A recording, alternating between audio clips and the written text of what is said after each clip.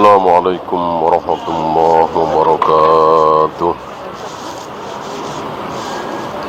Innal hamdalillah nahmaduhu wa nasta'inuhu wa nastaghfiruh wa na'udzu billahi min shururi anfusina wa min sayyiati a'malina.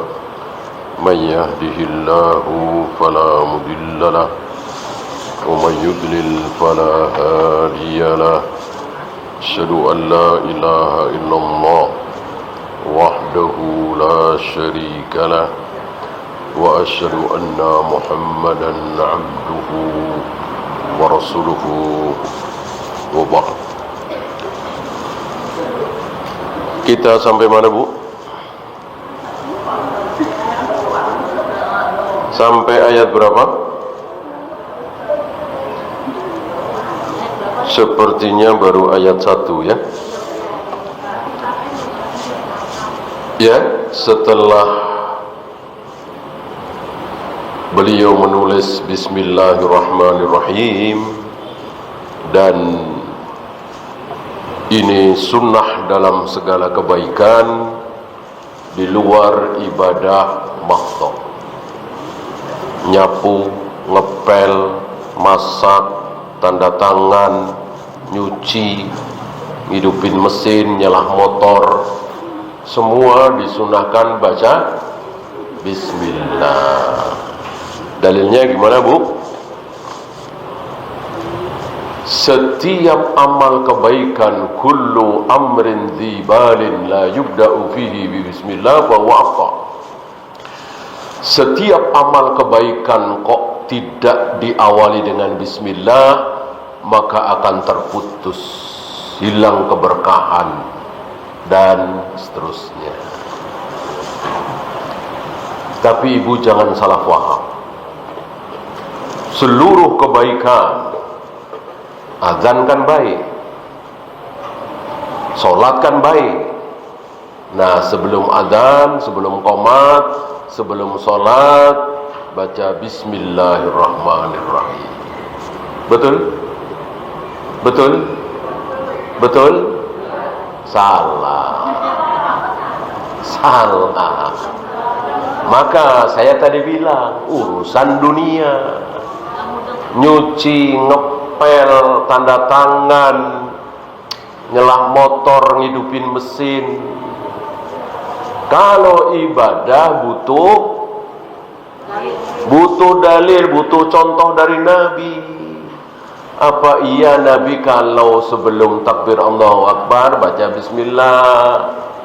Apa iya Nabi menyuruh Bilal Ibnu Ummi Maktum sebelum azan, sebelum qomat baca bismillah? Ya. Kalau tidak, enggak boleh. Hukum asal ibadah apa, Bu? Hukum asal ibadah adalah haram. Maka haram baca itu, kecuali ada contoh dari Nabi SAW dan para sahabat. Dalam hal ini tidak ada contoh. Sebelum sholat baca bismillah, sebelum azan, sebelum qomat baca bismillah, tidak ada. Yang ada sebelum wudu. Ada dalil? Sebelum wudu ada. Sambil menyela-nyela jari dengan air, membaca bismillah apa bismillahirrahmanirrahim? Bismillah cukup. Sama dengan makan, minum, cukup baca bismillah. Adapun ibadah ghairu mahdhah, semuanya tadi ya, makan, minum, tanda tangan, ngepel, nyuci, nyapu, semua ibadah ghairu mahdhah. Kalau yang mahdhah apa, Bu? Contoh mahdhah? Ya, sholat, saum, wudu, tayamum, azan, qomat, tawaf, sa'i. Ya, tahulah ya. Alhamdulillahilladzi Langsung masuk ayat 1. Karena keutamaan surat Al-Kahfi sudah kita bahas ya. Baca 10 ayat awal, 10 ayat akhir, insya Allah akan selamat dari fitnah Dajjal. Sudah kemarin ya, di hari Jumat, di malam Jumat sudah pembahasan. Sekarang kita langsung masuk ayat pertama. Diawali dengan Alhamdulillah, segala puji bagi Allah. Alladzi anzala ala abdi. Oleh karena itu, kalau ibu muji anak, muji orang tua, muji guru, muji murid, muji teman, semuanya akhirnya kembali ke Allah. Misalnya ibu kagum terhadap kepintaran seorang profesor misalnya ya, kecerdasan, kepintaran otak Pak Habibie misalnya. Kita memuji, tapi jangan lupa yang bikin otaknya Habibie begitu pintar, yang bikin siapa? Gitu kira-kira. Jadi ujungnya ke Allah, akhirnya ke Allah. Habibie nggak bisa apa-apa kalau tanpa izin Allah. Bahkan Rasulullah Muhammad sallallahu alaihi wasallam enggak bisa apa-apa kalau tidak dibimbing oleh Allah, kalau tidak diizinkan oleh Allah. Ya kan? Orang dibohongi sama istrinya aja enggak tahu. Ya kan?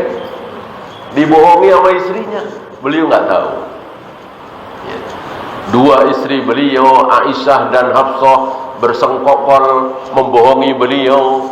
Mulutmu bau maghfir ya Rasul. Maghfir itu minuman yang berbau, bau tidak enak.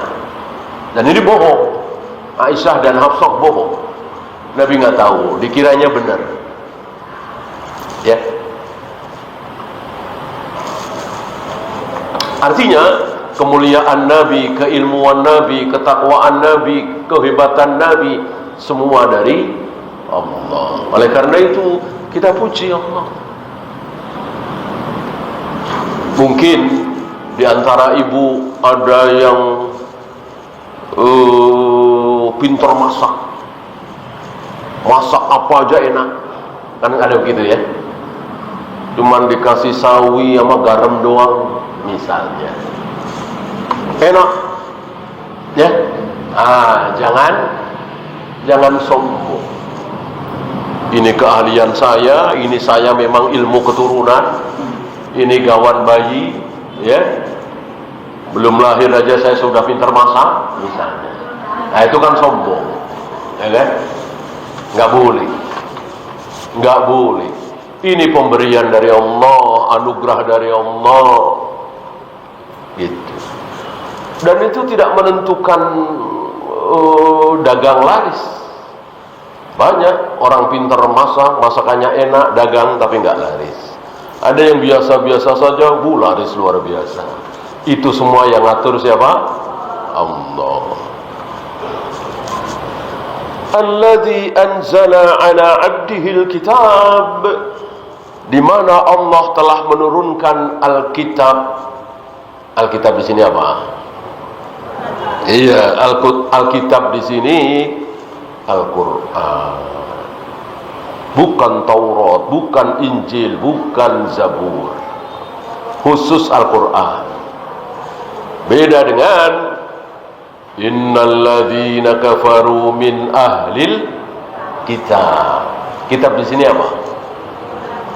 Taurat dan Injil, bukan Al-Quran. Di surat Al-Bayyinah itu, innal ladzina kafaru min ahlil kitab. Kitab di sini adalah Taurat dan Injil. Orang-orang kafir dari kalangan ahlul kitab, nggak mungkin ahlul Quran. Ahli Injil dan ahli Taurat, gitu ya. Maka hanya tahu bahasa Arab tidak cukup. Bahwa itu harus, ya sudah kita bahas kemarin kan? Masih ingat? Menafsirkan Al-Quran itu, menafsirkan ayat Al-Quran itu pertama pakai apa? Pakai ayat. Yang kedua pakai pakai hadis. Yang ketiga pakai pakai ucapan para sahabat. Yang keempat pakai kaidah bahasa Arab. Ya. Tapi mengetahui bahasa Arab 100%, profesor bahasa Arab tidak cukup. Kan ada 3 lagi ya. Masih ada 3 lagi.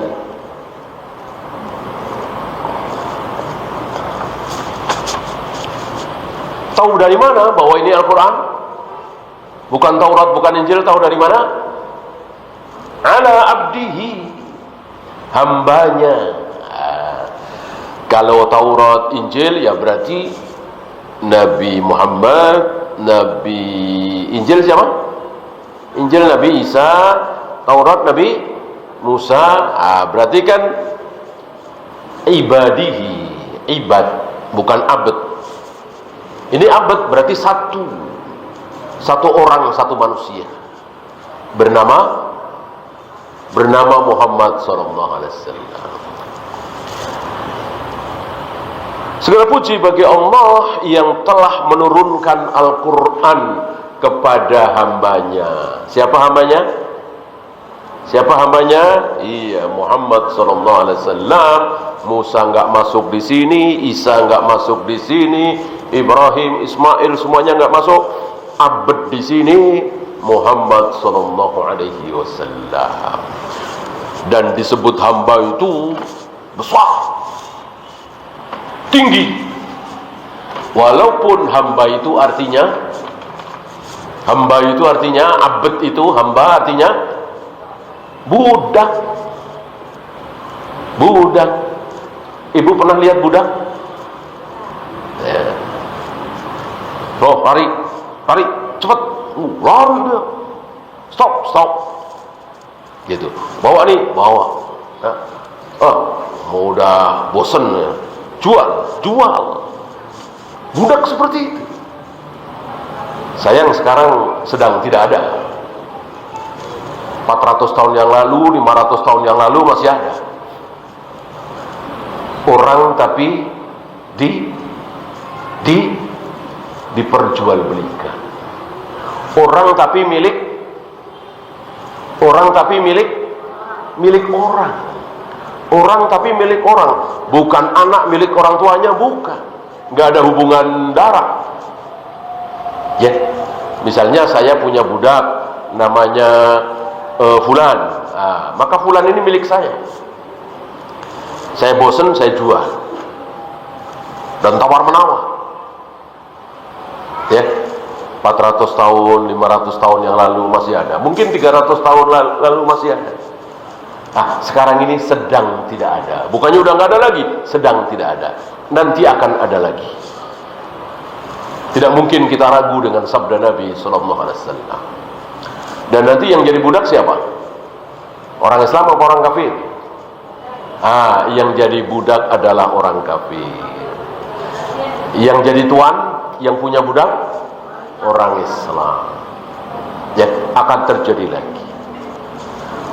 Dan pernah kita bahas waktu itu, kalau tidak salah di majelis ini, dengan adanya perbudakan, kita semakin faham betapa siapa kita, siapa Allah. Gitu. Dengan adanya perbudakan itu, kita jadi faham, kita ini siapa sih? Allah itu siapa? Semakin faham. Sekarang kan nggak ada budak nih, banyak dari kita nggak faham. Kok Allah begitu sih? Kok saya diperlakukan seperti ini sih sama Allah? Nah, itu berarti nggak paham dia. Nggak paham siapa dia, siapa Allah. Gitu ya. Kita ini mau dihancurkan oleh Allah sehancur-hancurnya, ditakdirkan lahir tanpa kaki, tanpa tangan, nggak bisa melek, nggak bisa ngomong, ya. Berhak nggak Allah? Berhak nggak? Berhak. Banyak dari kita, wah nggak adil dong, nggak adil. Berarti dia nggak tahu siapa Allah, siapa kita. Sombong dia, mensejajarkan dirinya dengan Allah. Allah itu tinggi setinggi-tingginya, kita itu rendah serendah-rendahnya. Kita di hadapan Allah tidak punya posisi tawar, nggak ada apa-apanya. Ya, Allah bikin kita, misalnya ya, Allah bikin kita pakai tangan, udah jadi, Allah masukin ke neraka, belum. Bikin lagi, masukin ke neraka, bikin lagi, masukin ke neraka, belum. Berhak gak Allah seperti itu? Kalau ibu jawab nggak berhak, berarti ibu nggak tahu siapa Allah, siapa kita. Seperti orang-orang Mu'tazilah itu, orang-orang filsafat itu, seolah punya posisi tawar di hadapan Allah. Oh, nggak berhak dong, nggak adil dong. Siapa yang tahu tentang keadilan? Allah Maha Adil, yang paling tahu tentang keadilan itu Dia. Kita nggak ada apa-apanya. Wah, ini sok-sokan. Oh, kalau begitu nggak adil dong. Masuk bayi masih merah, sudah Allah rencanakan masuk neraka. Nggak adil gimana, zalim gimana, orang punya Allah sendiri. Nah, kalau ada budak, kita insya Allah terbantu untuk paham. Oh, paham. Ya, orang manusia terhadap budaknya aja suka-suka dia, bosan dijual, gitu. Cari lagi, beli lagi. Maka jangan mengira bahwa dengan tidak ada perbudakan menjadi baik. Tidak. Justru baik dengan adanya perbudakan itu. Maka banyak kan ayat-ayat, hadis-hadis yang mengatur tentang perbudakan.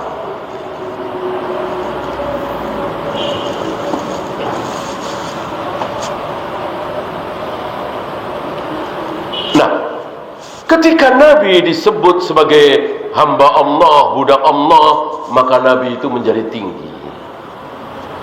Nabi itu menjadi besar. Nabi itu menjadi agung. Gitu. Kenapa? Ya betul, budak, tapi kan budaknya Allah. Gitu. Oleh karena itu orang-orang jelek, orang-orang buruk, orang-orang jahat, orang-orang rendahan tidak disebut dengan hamba Allah. Ya. Ibu pernah dengar iblis hamba Allah,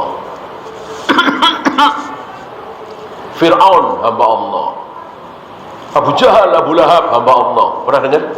Nggak ada kan? Padahal pada hakikatnya Fir'aun, Abu Jahal, Abu Lahab hamba Allah bukan? Jelas lah. Semua manusia, semua jin, semua malaikat, semua makhluk hamba Allah. Tapi tidak disebut.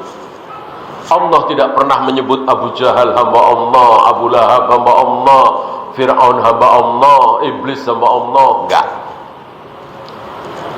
Walaupun mereka betul-betul hamba. Walam yaj'al lahu iwaja, dan tidak ada iwaj, tidak ada kebengkokan, kesalahan, kekeliruan di dalam ayat Al-Quran. Enggak ada. Enggak ada. Enggak ada kritik. Ya, betul-betul sempurna luar biasa. Dan tidak ada kitab yang sempurna seperti Al-Quran. Ucapan Imam Syafi'i, aballahu ayyutimma illa kitabahu. Allah tidak mau membuat sebuah kitab sempurna di muka bumi. Allah tidak mau kecuali kitab Allah. Maka selain Al-Quran tidak ada yang sempurna. Termasuk Sahih Bukhari. Sahih Bukhari itu kitab paling sahih di muka bumi, tapi tetap tidak sempurna. Kitab yang sempurna di muka bumi cuman Al-Quran. Artinya tidak mungkin ada yang salah. Tidak ada kritik, justru dijadikan pedoman. Ya. Innaki kunti minal khati'in. Ada di surat Yusuf. Orang yang belajar bahasa Arab akan tahu bahwa kalimat ini mestinya salah. innaki kunti minal khati'in. Orang yang belajar bahasa Arab tentu tahu kalimat ini mestinya innaki kunti minal khati'at, gitu ya. Karena kan innaki itu engkau perempuan, yang dimaksud di sini Zulaikha. Wahai Zulaikha, engkau termasuk orang-orang yang salah, tentu perempuan. Tapi Allah menulis khati'i. Ini nggak ada yang berani ngeritik. Para ulama ahli bahasa Arab nggak ada yang berani ngeritik, justru dijadikan pedoman bahwa perempuan itu masuk dalam kelompok laki-laki. Oleh karena itu, kalau saya memberikan salam kepada ibu-ibu nggak ada laki-lakinya, saya mengatakan assalamualaikum, boleh? Benar? Benar. Nggak usah assalamualaikunna. Kalau kaidah bahasa Arab ki, kuma, kunna, karena perempuan semua kunna.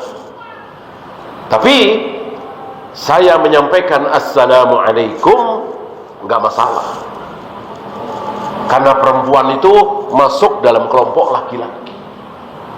Ketika kum bisa laki-laki bisa perempuan. Mana dalil? Ayat di surat Yusuf tadi, innaki kunti minal khati'in. Mestinya innaki kunti minal khati'ah,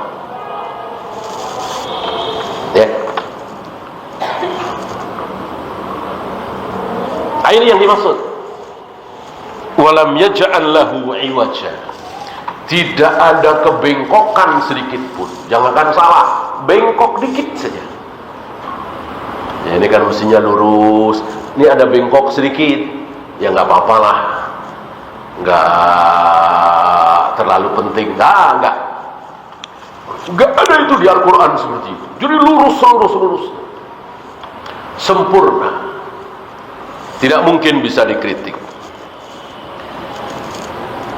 Qayyiman, iwajan, lawan kata qayyiman. Iwajan, tidak ada kebengkokan, yang ada lurus, qayyim. Liyundhira ba'san syadidan, untuk memberi peringatan adanya hukuman yang dahsyat, azab yang dahsyat, ba'san syadidan min ladunhu, dari sisi Allah. Apa Bu? Apa? Dimulai dari kemiskinan, kemelaratan, enggak. Pembantaian kaum muslimin, enggak. Ba'san syadidan, azab yang pedih, dimulai dari sini. Apa namanya? Iya. Hah? Iya, istilahnya apa? Ketika nyawa sudah di sini.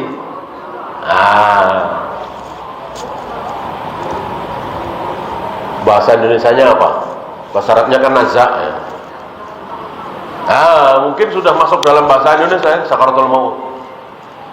Walaupun jelas itu bahasa Arab, bahasa syar'i. Tapi hampir semua kaum muslimin di negeri kita, bahkan orang kafir juga dengar sakaratul maut, sekarat. Ya, sering disebut sekarat. Nah, itu mulainya. Ba'san syadidan mulainya di situ. Ya, terus sakit luar biasa. Sakit luar biasa. Ya. Dan sengaja Allah bikin aturan orang-orang beriman, orang-orang baik, dibikin sakit saat sakaratul maut. Supaya apa? Supaya apa Bu? Supaya habis apanya? Dosanya, betul. Karena Allah ingin ketemu dengan si muslim ini, dia dalam keadaan bersih tanpa dosa. Sementara ajal sudah nyampe. Hari Jumat habis asar jam 4 10 menit misalnya. Kalau nggak bisa mundur, nggak bisa maju, pasti nggak mungkin lebih 11, nggak mungkin lebih 9, pas sampai detiknya.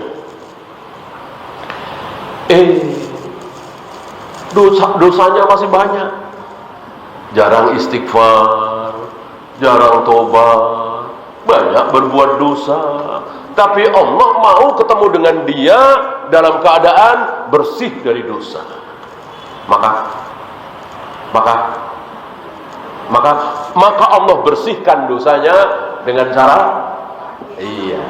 setengah jam, atau mungkin 1 jam, atau mungkin 10 menit, atau mungkin 5 menit, atau mungkin setengah menit, terserah Allah. Sakit luar biasa, cuman kan setengah jam, cuma 5 menit, 2 menit, bahkan 1 menit, nggak apa-apa. Sakitnya luar biasa. Supaya apa? Supaya bersih dari dosa, gitu ya. Nah, setelah itu baru mulai. Ada yang celaka, hendak dibawa kemana jasadku ini, celaka, ketakutan, melihat dari atas, kan ruhnya melihat dari atas. Ketika manusia mati, ruhnya jatuh ke bumi apa naik ke langit?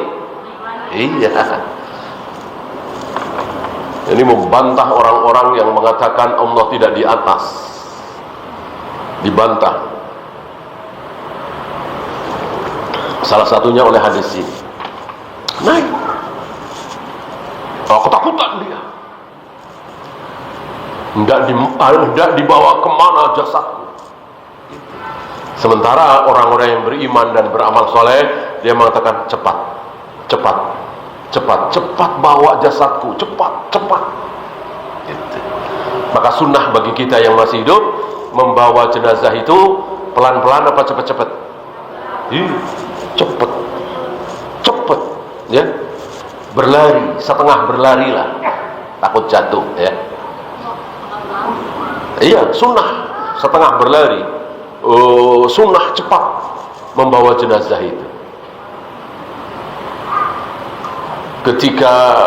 Ketika baru meninggal, ya sat ya, kuburan gali, kan kafan mana, air siapkan, mandikan, udah sholatin.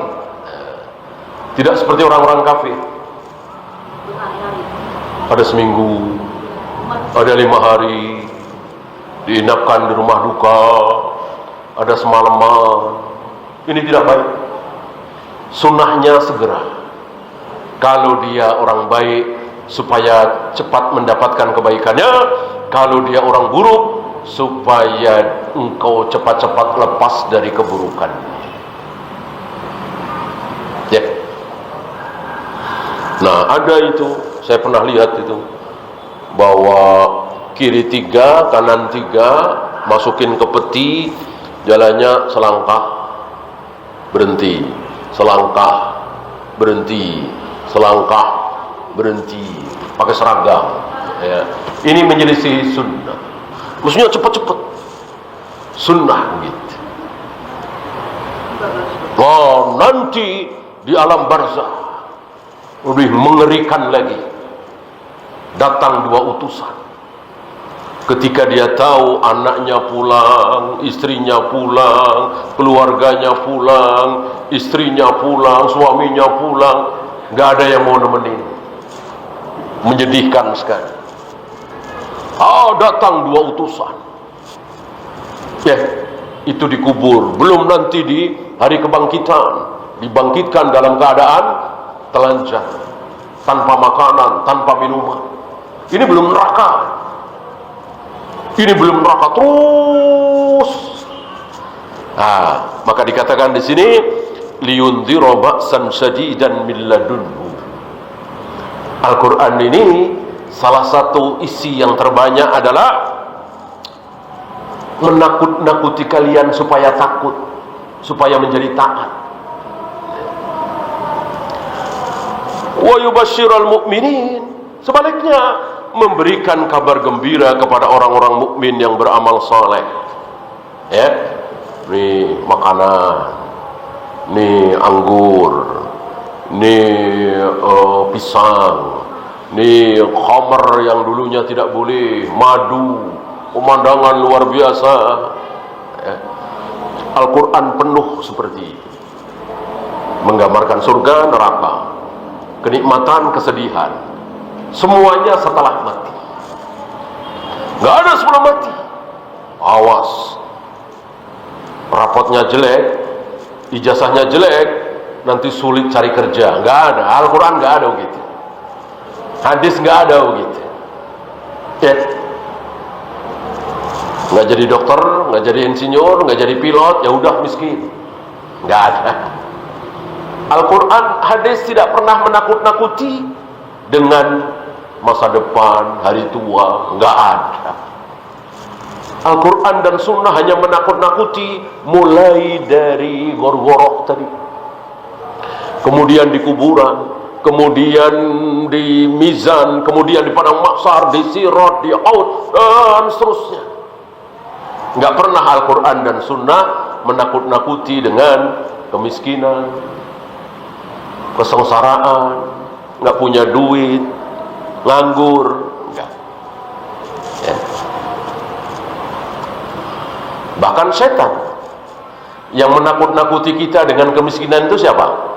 Setan. Ya. Kalau kamu dagang jujur-jujur terus seperti ini, ya udah, nggak ada yang mau beli. Ya, itu setan nakut-nakuti. Kalau kamu nggak mau ngasih uang pelicin, uang suap, ya udah begini-begini aja. No, lihat no, yang mau nyuap ngasih pelicin, nah, sukses kan? Dapat tender, dapat proyek. Nah, itu setan. Allah dan Rasulnya tidak pernah menakut-nakuti dengan dunia. Maka buruk sekali kalau ada orang Muslim, apalagi ulama, ustadz, kiai, nakut-nakuti kaum muslimin dengan dunia. Hati-hati, nanti 2030, nanti 2035, ya, ekonomi semakin sulit, BBM naik terus, ya, nggak pantas seorang ustadz, seorang ulama menakut-nakuti kaum muslimin dengan hal-hal seperti itu. Kecil. Takutilah kaum muslimin dengan siksa kubur, mungkar nakir, sirat, mizan, haud, padang mahsyar. Anna lahum ajran hasana, bahwa orang-orang yang beriman ini akan mendapatkan pahala yang baik, surga. Dan wajib bagi kita untuk semangat, bukan semangat lagi apa ya, bahasa ini, rakus ya, terhadap surga. Nabi itu lagi sholat, diperlihatkan oleh Allah apa? Setangkai buah surga. Sedang imamin sholat gerhana. Nabi nggak tahan. Nabi maju mau diambil itu. Padahal beliau manusia yang paling zuhud. Ditawari kunci-kunci perbendaraan dunia, beliau nolak. Ilaiki anni, ilaiki anni. Begitu ditampakkan surga, nggak kuat beliau, nggak bisa nahan diri. Padahal cuman setangkai buah, belum istananya, belum pemandangan indahnya, belum bidadari cantiknya. Kita tahu sendiri yang paling disukai oleh Nabi dari dunia ini apa? Masih ingat? Beliau enggak bernafsu terhadap pangkat, jabatan, kedudukan, kemasyhuran, harta. Beliau bernafsu cuma dua. Apa? Iya, wewangian, parfum, dan wanita. Maka beliau tidak bisa menahan diri kalau ada wewangian. Ya. Adapun harta, emas, berlian, beliau bisa menahan diri. Kalau wewangian, beliau suka sekali. Hampir tidak pernah beliau bertemu dengan para sahabat dalam keadaan tidak wangi, ya, dan wanginya betul-betul wangi gitu ya, bukan wangi apa istilah kita, wangi-wangi murahan gitu ya, yang penting minyak wangi, ya. Minyak nyong-nyong gitu kan. Itu kan sebagian hidung kan males gitu kan, sebagian hidung malah sakit, dikiranya sunnah. Nggak ada wangian sunnah, itu nggak ada, pokoknya yang paling wangi gitu. Kalau perlu mahal ya mahal, kalau perlu yang dari luar negeri, Eropa, ya nggak masalah, yang penting wangi ya. Nggak ada minyak wangi sunnah, itu nggak ada, pokoknya semakin wangi ya semakin bagus.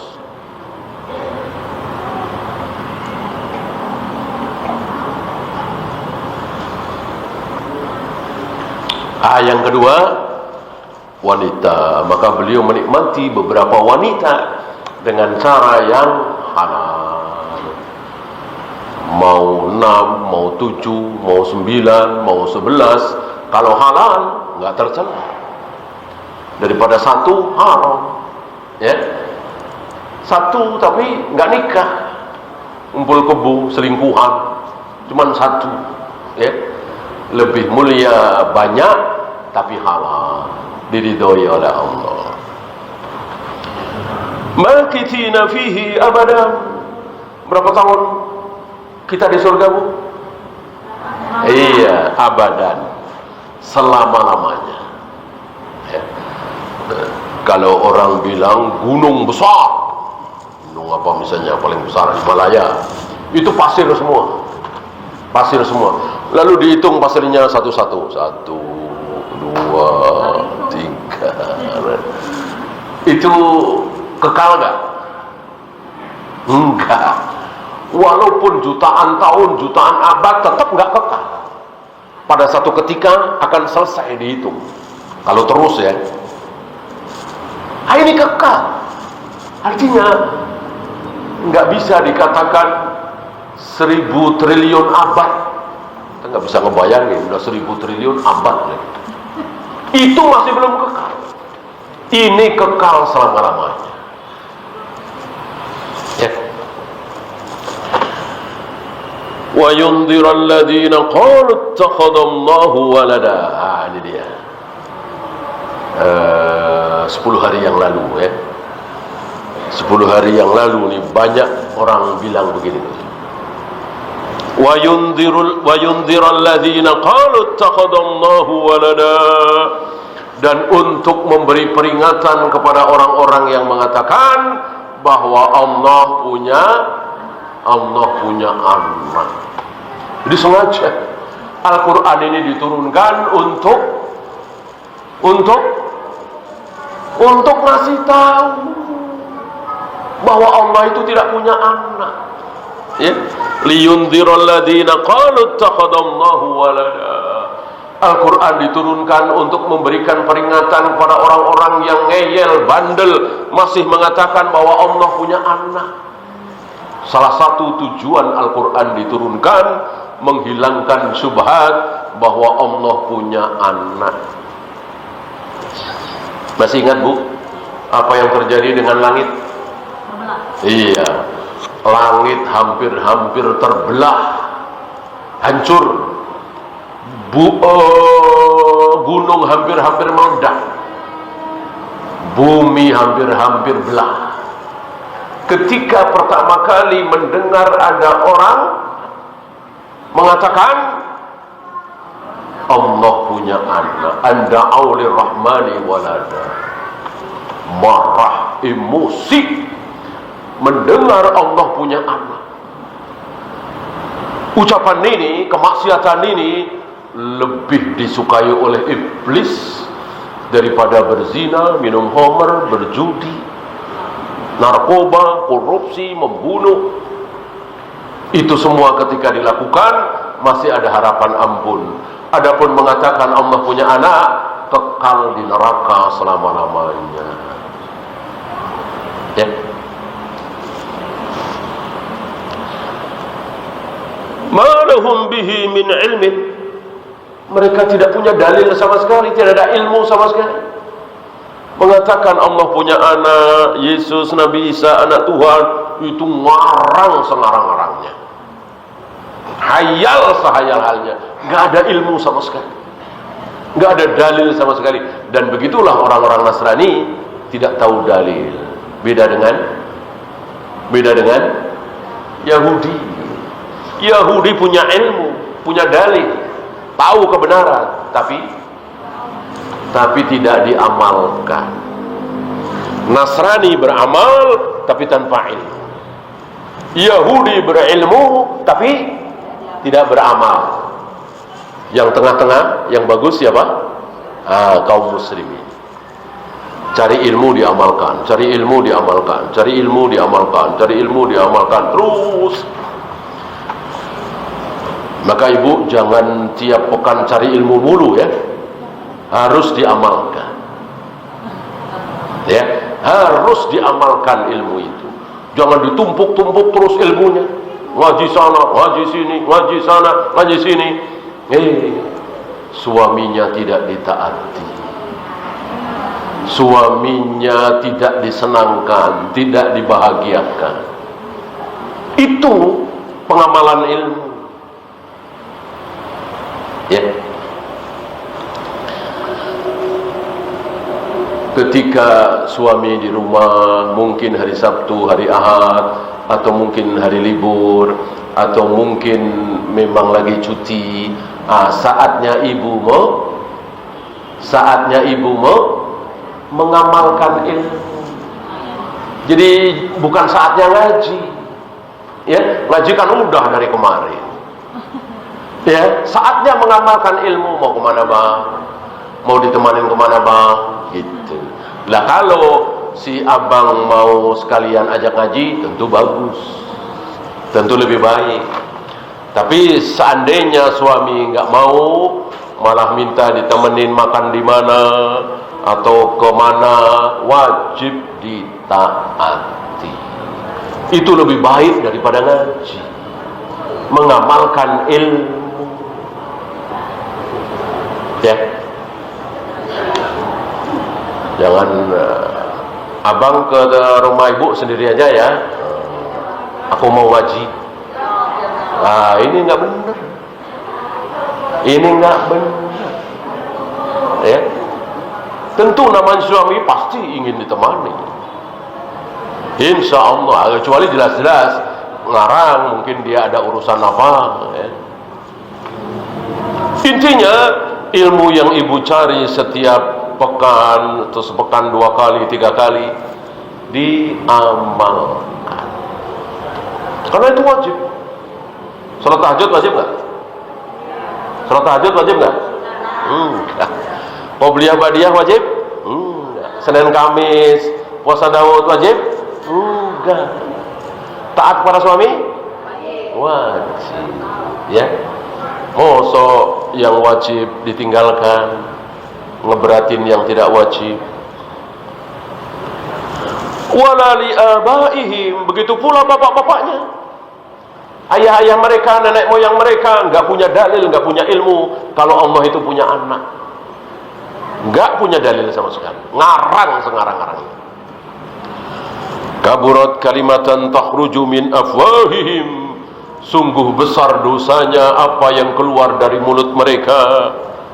Iyakuluna illa kadiba. Yang mereka ucapkan dusta semua, bohong semua. Ya, terhadap 5 ayat ini Ibnu Katsir membawakan satu riwayat, yaitu ada dua orang Quraisy. Yang pertama bernama An-Nadhr bin Harits, yang kedua bernama Uqbah bin Abi Mu'ayyid. Dia mengirim utusan ke Madinah untuk berdialog dengan orang-orang Yahudi. Kan semua orang tahu yang berilmu itu orang-orang Yahudi.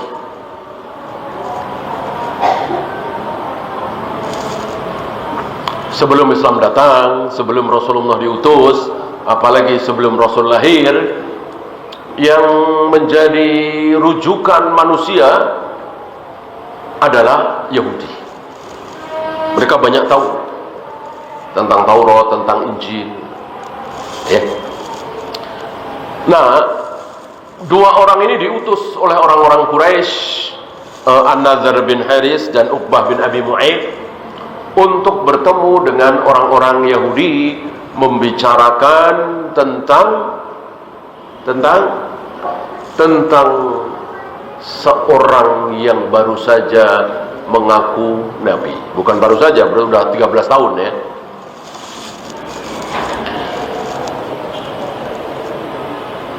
Atau mungkin ini sebelum hijrah ya, 10 tahun, 9 tahun.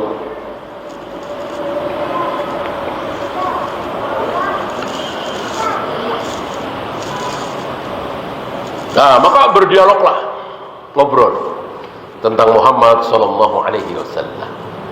Ya. Dan orang-orang Yahudi tahu. Ya. Dikatakan orang-orang Yahudi itu tahu, kenal dengan Muhammad sallallahu alaihi wasallam sama dengan mereka mengenal anaknya sendiri. Pasti tahulah dengan anaknya sendiri, ya kan? Nah, mulailah orang-orang Yahudi ini memberikan petunjuk kepada orang-orang Quraisy lewat dua orang tadi, An-Nadhr bin Haris dan siapa tadi? Uqbah bin Abi Mu'ayth.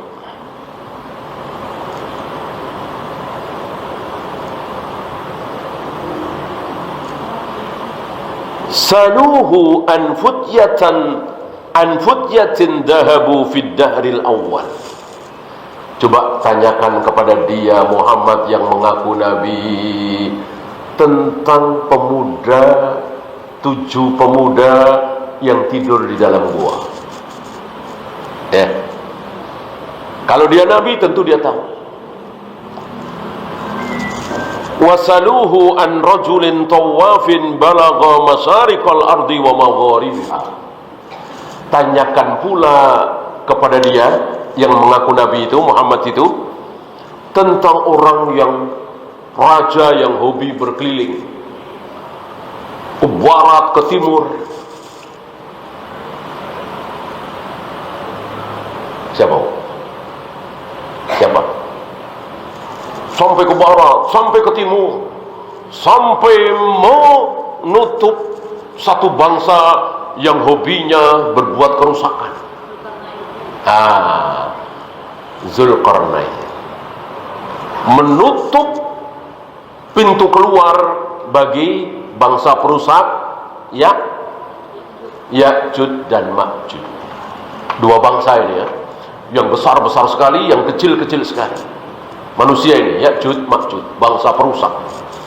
Nanti pada satu ketika mereka akan keluar dan berbuat kerusakan di muka bumi.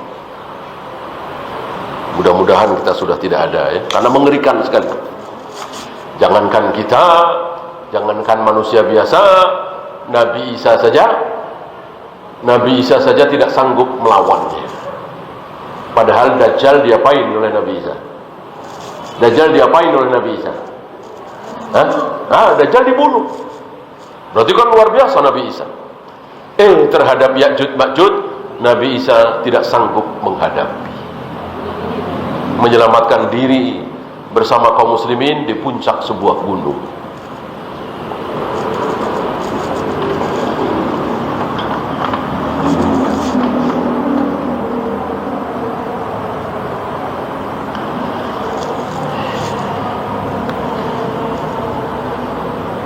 Wasaluhu 'anir ruh, dan tanyakan pula kepada dia tentang ruh. Nah, setelah dua orang ini bertemu dengan Nabi sallallahu alaihi wasallam, bertanya tentang berapa hal tadi?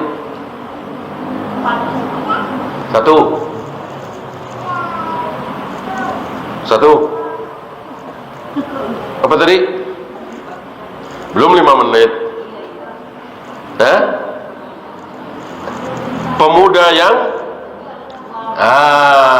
Pemuda yang tidur di gua selama 300 tahun lebih.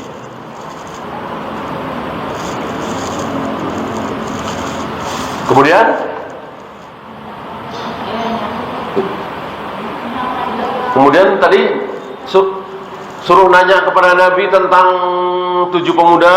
Yang kedua, tentang orang yang tadi raja yang kesana kemari. Cuman nggak disebut namanya. Kalau disebut namanya tahu dong. Dan itu semua ada di mana? Iya, di surat apa? Iya, surat yang sedang kita bahas ini. Nanti akan sampai. Ya. 3, satu lagi ruh. Ya. Satu lagi tentang ruh. Untuk ruh yang sebelumnya 17. Oleh karena itu kemarin kita bahas bahwa surat ke-17 dan surat ke-18 Bani Israel dan Al-Kahfi itu termasuk surat-surat terdahulu. Maksudnya di awal-awal kenabian. Ya. Hanya ada sedikit pelajaran di sini. Nabi mengatakan besok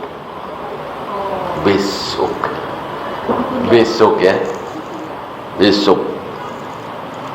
Tidak mengatakan kita tunggu wahyu dari Allah, tapi mengatakan besok. Besok ditunggu nggak ada. Besoknya lagi nggak ada. Seminggu, 2 minggu, sampai